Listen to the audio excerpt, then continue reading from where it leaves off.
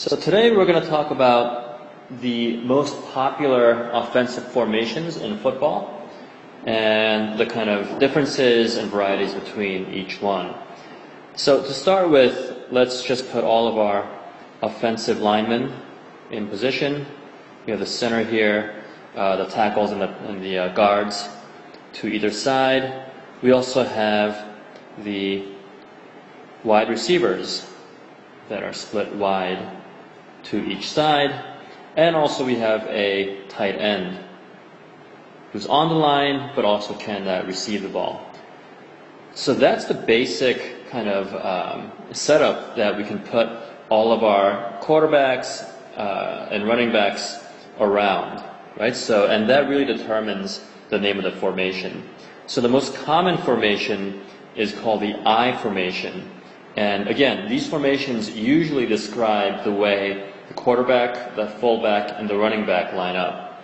And as you might guess, in the I, you have the QB right behind the center so that the center can snap him the ball. Then we have the fullback right behind the quarterback and the running back or halfback right behind the fullback.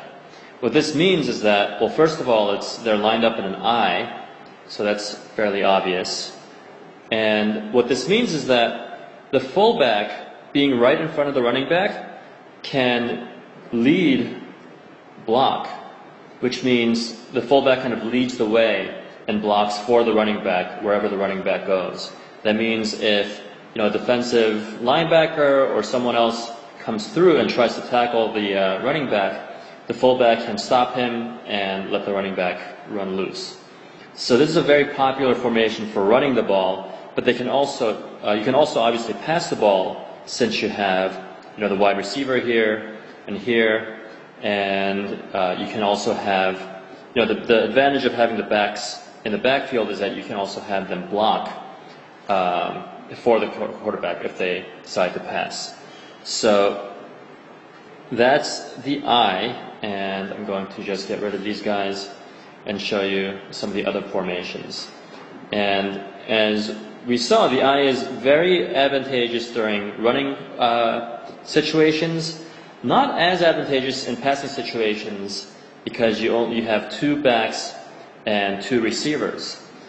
One very popular variation, another formation that coaches use, is called the single back or the lone back formation, where you put one more wide receiver on the line and you take away one of the backs.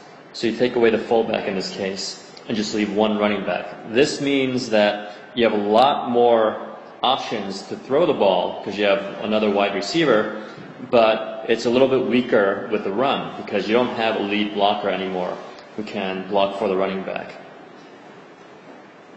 Okay, so this is the single back formation. If we were to put the running back in place, but we wanted to separate out the two backs, so have the running back here and here instead of right behind the QB, this is called a split back formation, which literally means the backs are split to the left and right.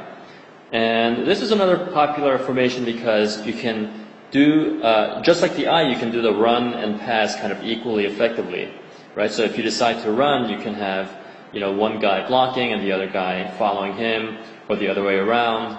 And if you decide to pass, you can also have the running backs block. Right? So this is a very kind of balanced formation that, again, is equally effective for running and passing. And I'm going to cover one more that you might have heard before on the playground or on TV, and that is called the shotgun formation. And the shotgun is unique because it moves the QB, the quarterback, behind the line by a few feet. Now, the advantage there is if you're passing, the quarterback doesn't have to start right behind the center and run out backwards, right? And that takes time and that takes effort for the quarterback, and it's kind of a distraction. right? So in this case, the quarterback starts well behind the line. You can catch the ball and just start assessing, what's downfield, right, very easily. The other advantage is that because you have the quarterback way behind you and you have the running back next to you with, and usually it's just one running back, you can put another wide receiver on the line and have the quarterback have a lot more options. So this is a very passing-friendly formation. The obvious disadvantage is that the running game becomes a lot more effective with this formation, because a quarterback gets the ball here, and if you wanted to hand it off, the ball, then the running back would first of all not get a running start. He would kind of start awkwardly from place, and you can also you can't block with the other running back here, right? So that's out of the question.